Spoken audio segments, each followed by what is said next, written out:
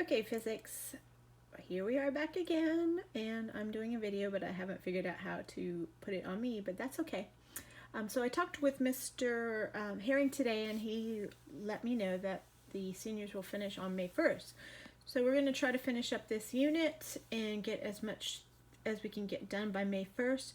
Whenever you are done, you can go ahead and turn in your assignments as needed, but note that if it is late, it will get a missing, and the missing will be 0. As soon as you turn it in, the 0 will go away. Okay, so we talked about current and resistance the last time, and I'm going to move on to talk about conventional currents. So I did some notes here that I'm going to post afterwards. So let's talk about conventional currents. So these are the flow of positive charges. So they're moving charges in a current, which can be positive, negative, or both. But the definition is flow of positive charges. It depends on the material, so some electrons can move more freely than others, and the charge may determine the direction of the flow. So here's where I am. They're talking about this in the book here. It's in this section on page 598. Positive and negative charges in motion could also be called charge carriers. So if you look on figure 3.2 in your book, it shows conventional currents and some scenarios with the positive and the negative directions. Now, in the first case, they have the motion of charge carriers. The first case, it is negative. The second case, it's positive. So then in the third case, it has positive and negative. So equivalent conventional currents, in the first case you have positive, and then you have positive all going in the same direction. I know that was kind of hard to see with the way I did it. Okay, now one of the things that affects this is obviously chemistry. So it depends on your material and how well that material allows the flow of electrons. So because of this, if you have a solution with a solute and a solvent, and that solution allows for the conduction of electricity, it's called an electrolyte.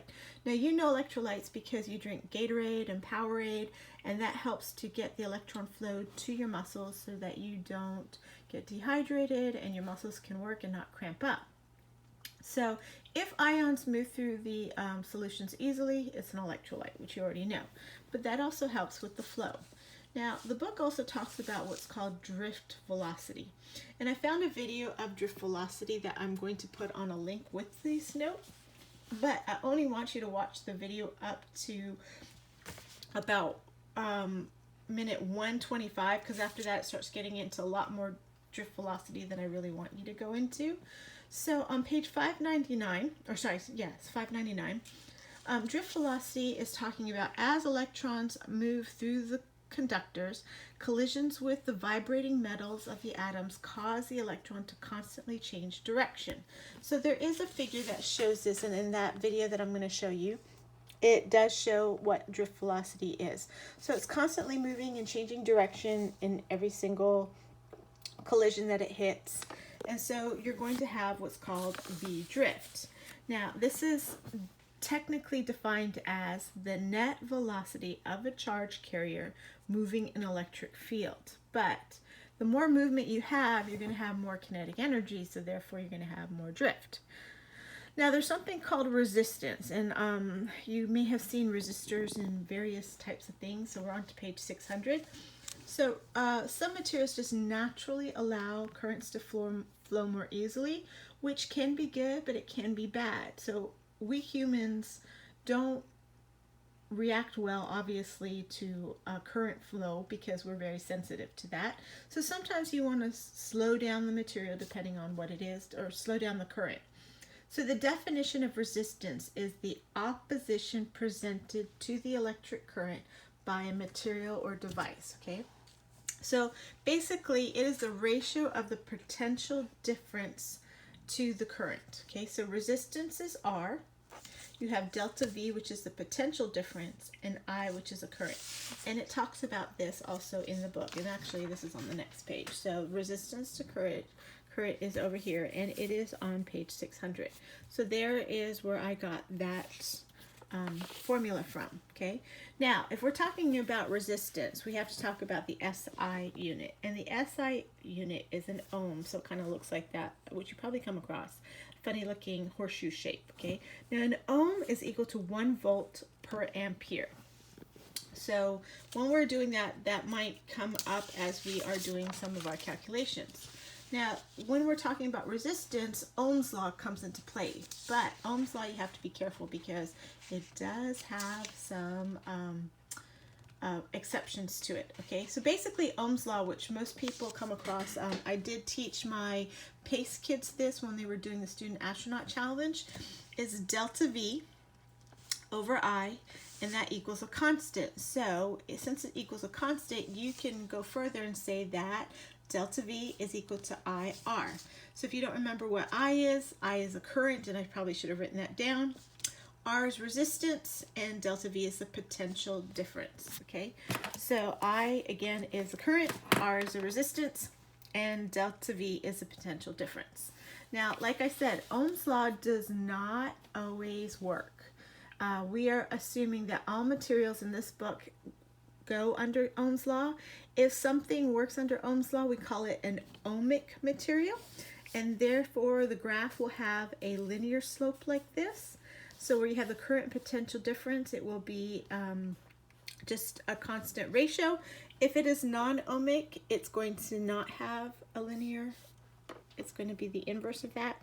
So we are going to assume that all resistors will function under Ohm's Law in this book. Okay, so if you get into, I guess, the college level, it may not. Okay, now there are some factors that affect resistance. So if you look on page 601,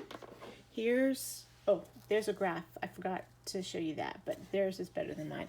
Okay, on page 601, you have a figure, and it talks about the factors that affect resistance.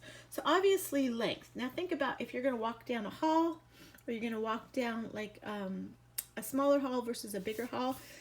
The more you go, the more resistance you're going to have, the more things that may stop you, the more out of breath you might get. And even if you talk about flow, you're going to get more flow out of something that has a bigger cross section, allows for more space, than something that is smaller. So length is definitely something, and cross area, just geometry. Now material, which I forgot to write down on mine, so I'm going to go ahead and write that down here. Material, what it's made out of. Some things are better than others, like copper is much better than iron for resistance, or has less resistance, and also temperature. So a higher temperature will give a greater resistance, probably because of the kinetic movements of the particles. So you also have temperature, and I forgot to write that down on my notes. Now, like I said, I will post my notes, but they are basically straight from the book, because that's what we're doing.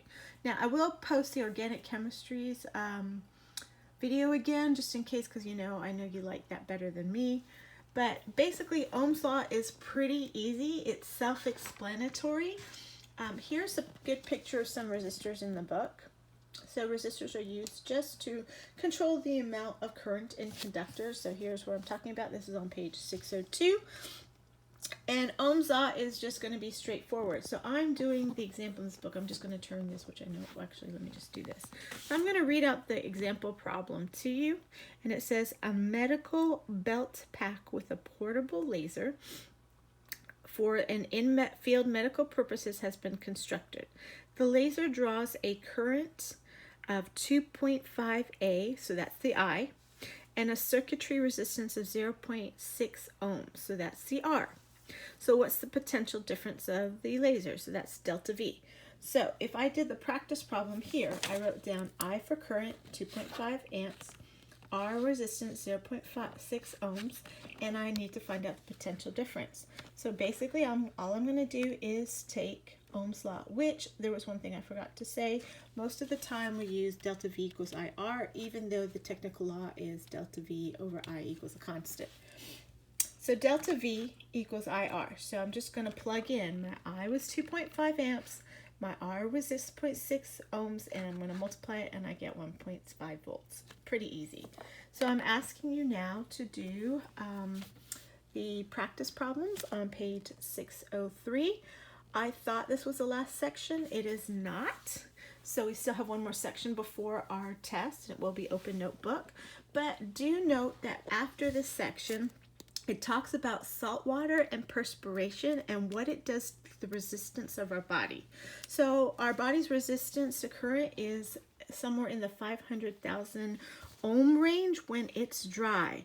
However, when we're wet or when we have perspiration, because if you notice the salty taste on you, which is kind of neat that God made it this way, it also reacts readily with electric charges, and it actually lowers our resistance.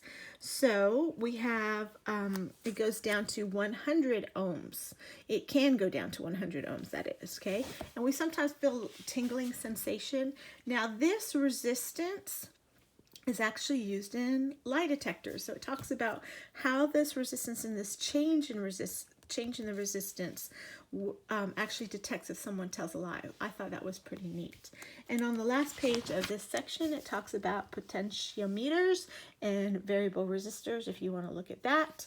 But your next assignment is going to be practice problems for resistance. Okay, if you have any questions or you need to go over anything with me, just give me a chat. There is a video feature on Microsoft Teams if you want to talk with me or work something out, or if you need the help with a problem, just let me know. Talk to you later.